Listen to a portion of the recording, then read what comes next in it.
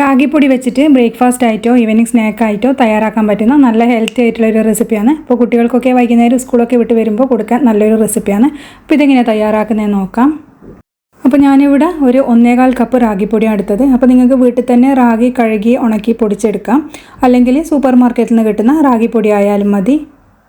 ഇനി ഇതിലേക്ക് ആവശ്യത്തിനുള്ള ഉപ്പ് ചേർത്ത് കൊടുക്കാം, അതുപോലെ തന്നെ ആവശ്യത്തിനുള്ള വെള്ളവും ചേർത്ത് കൊടുക്കുന്നുണ്ട്. അപ്പോൾ ഒരു 1.25 കപ്പിന് നമുക്കൊരു 2.5 കപ്പ് വെള്ളമാണ് ആവശ്യമായിട്ടുള്ളത്. അപ്പോൾ നമ്മൾ സാധാരണ പച്ചവെള്ളം കേട്ടോ ഇതിലേക്ക് യൂസ് ചെയ്യുന്നത്. അതും കൂടിയും ചേർത്തിട്ട് നമുക്കിത് നല്ലപോലെ ഒന്ന് മിക്സ് ചെയ്തെടുക്കണം. ഈ ഒരു സമയത്ത് വെളിച്ചെണ്ണ ചേർക്കുന്നുണ്ടെങ്കിൽ 1 ടേബിൾ സ്പൂൺ ചേർക്കാം, അല്ലെങ്കിൽ നെയ്യായാലും ചേർത്താൽ മതി. അപ്പോൾ ഞാൻ ഈ ഒരു സമയത്ത് ചേർക്കുന്നില്ല കേട്ടോ വെളിച്ചെണ്ണ. ഞാനിത് ഒന്ന് ഡോ ആക്കി എടുക്കുന്ന സമയത്താണ് ചേർത്ത് കൊടുക്കുന്നത്. ഇനിയിപ്പോൾ വെള്ളമൊക്കെ ചേർത്തിട്ട് നമുക്ക് നല്ലപോലെ കട്ടിയൊന്നും ഇല്ലാണ്ടൊന്ന് മിക്സ് ചെയ്തെടുക്കാം. അപ്പോൾ റാഗിപ്പൊടി ആയതുകൊണ്ട് തന്നെ നമുക്ക് ഇത് മിക്സ് ചെയ്യാൻ വലിയ ബുദ്ധിമുട്ടൊന്നും ഉണ്ടാവില്ല. ഗോതമ്പ് പൊടിയും മൈദപ്പൊടിയും പോലെ അങ്ങനെ ഒരുപാട് അങ്ങനെ കട്ട പിടിച്ച് കിടക്കുകയൊന്നുമില്ല. പെട്ടെന്ന് തന്നെ ഇത് മിക്സായി കിട്ടും. നിങ്ങൾക്ക് ഈ ഒരു റാഗിപ്പൊടിയിലേക്ക് തിളച്ച വെള്ളം ഒഴിച്ചിട്ടും മാവ് നിങ്ങൾക്ക് തയ്യാറാക്കിയെടുക്കാം. ഇതുപോലെ ആകുമ്പോൾ നമുക്ക് കൈ പൊള്ളാതെ പെട്ടെന്ന് എളുപ്പത്തിൽ നമുക്ക് ഈ ഒരു ഡോ ഉണ്ടാക്കിയെടുക്കാം. അപ്പോൾ അതുകൊണ്ടാണ് ഇങ്ങനെ ചെയ്യുന്നത്. അപ്പോൾ ഒന്ന് മിക്സാക്കി ഒന്ന് സൈഡിലേക്ക് മാറ്റി വെക്കുക. എന്നിട്ടൊരു പാൻ അടുപ്പത്ത് വെച്ചിട്ട് ഫ്ലെയിം ഈ ഒരു സമയത്ത് ഓണാക്കരുത്. എന്നിട്ട് നമുക്ക് ഈ ഒരു മിക്സ് നല്ലപോലെ ഒന്ന് സ്പൂൺ വെച്ച് മിക്സ് ചെയ്തതിന് ശേഷം മാത്രം നമുക്കിതിലേക്ക് അങ്ങ് ഒഴിച്ചു കൊടുക്കാം. അപ്പോൾ ഈ ഒരു പൊടിയൊക്കെ അടിയിൽ പിടിച്ചിരിക്കാൻ സാധ്യതയുണ്ട്. അതുകൊണ്ട് നല്ലപോലെ മിക്സ് ചെയ്തതിന് ശേഷം മാത്രം ഈ ഒരു പാനിലേക്ക് അങ്ങ് ഒഴിച്ചു കൊടുക്കുക.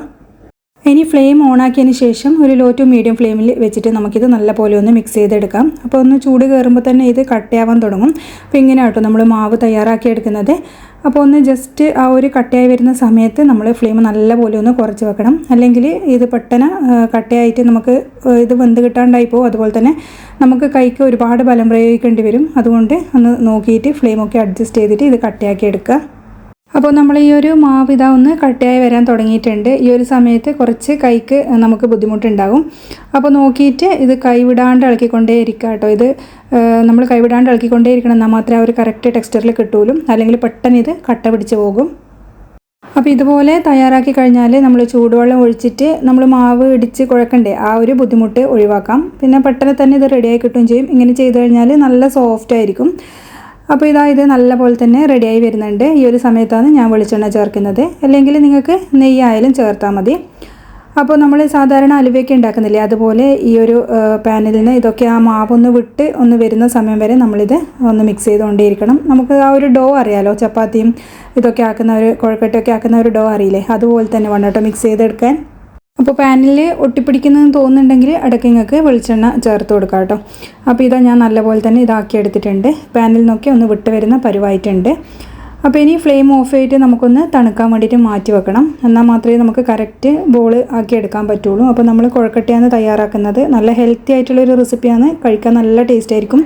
അപ്പോൾ റാഗിയൊന്നും ഇഷ്ടമില്ലാത്തവർക്ക് ഇതുപോലെ ഉണ്ടാക്കി കൊടുത്തു കഴിഞ്ഞാൽ കുട്ടികൾ പോലും കഴിക്കും. അപ്പോൾ അത്രയും രുചിയാണ് കേട്ടോ ഇത്.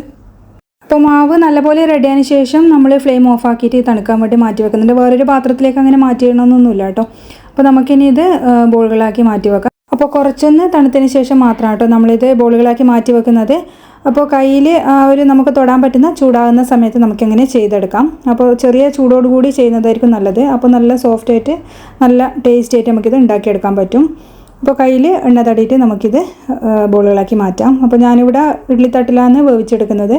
അപ്പോൾ നിങ്ങൾ സ്റ്റീമർ പോലത്തെ ഇതൊക്കെ ഉണ്ടെങ്കിൽ അങ്ങനെ ചെയ്തെടുത്താലും മതി. ഇപ്പോൾ റാഗിപ്പൊടി ആയതുകൊണ്ട് തന്നെ നമുക്ക് ചെറിയൊരു ഒട്ടൽ പോലെയൊക്കെ ഉണ്ടാകും. എണ്ണ നല്ലോണം ഒന്ന് കയ്യിൽ ആക്കി കൊടുത്താൽ മതി. അപ്പോൾ നമ്മൾ ആ ഒരു ഇഡ്ഡലി തട്ടിലും എണ്ണ ആക്കി കൊടുക്കുന്നുണ്ട്. എന്നാൽ മാത്രമേ നമ്മൾ ആവിക്ക് വേവിച്ചിട്ട് പിന്നെ തണുത്തതിന് ശേഷം പുറത്ത് കിട്ടുള്ളൂ കേട്ടോ, അല്ലെങ്കിൽ അതിന് അങ്ങ് പറ്റിപ്പിടിച്ച് പോകും. അപ്പോൾ നമുക്ക് ഇതൊന്ന് വേവിച്ചെടുക്കാം. അപ്പോൾ ഞാനിവിടെ ഏകദേശം ഒരു 10 മുതൽ 15 മിനിറ്റ് വരെ ഹൈ ഫ്ലെയിമിലാണ് കേട്ടോ വേവിച്ചെടുക്കുന്നത്. അപ്പോൾ നമ്മളിത് ആവിക്ക് വേവിച്ചെടുത്ത് കാണുമ്പോൾ ഇത് ഭയങ്കര സ്റ്റിക്കി ആയിട്ടും അതുപോലെ വെള്ളപ്പറ്റൊക്കെ ഉള്ളതുപോലെ തോന്നും. പക്ഷേ അത് തണുത്ത് കഴിഞ്ഞാൽ അത് റെഡിയാകും. അപ്പോൾ നമുക്കിത് മാറ്റിയിട്ട് ഒന്ന് തണുക്കാൻ വേണ്ടി മാറ്റി വെക്കാം. നല്ലപോലെ തണുത്ത് കഴിഞ്ഞാൽ മാത്രമേ ഇത് സെപ്പറേറ്റ് ആയിട്ട് കിട്ടുള്ളൂ, അല്ലെങ്കിൽ എല്ലാം കൂടി അങ്ങ് ഒട്ടിപ്പിടിച്ച പോലെ ഉണ്ടാകും. അപ്പോൾ തണുത്തതിന് ശേഷം ഇത് സെപ്പറേറ്റ് ചെയ്ത് ഒന്ന് മാറ്റി വെക്കാം.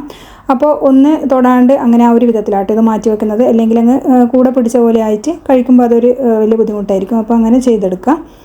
ഇനി നമുക്ക് വേറൊരു പണിയും കൂടിയുണ്ട്. അപ്പോൾ ഒരു പാനിലേക്ക് നമുക്ക് കുറച്ച് വെളിച്ചെണ്ണ ചേർത്ത് കൊടുക്കാം. അതിലേക്ക് ചൂടായി വരുന്ന സമയത്ത് കുറച്ച് കടുക് ചേർത്തിട്ടൊന്ന് പൊട്ടിച്ചെടുക്കാം.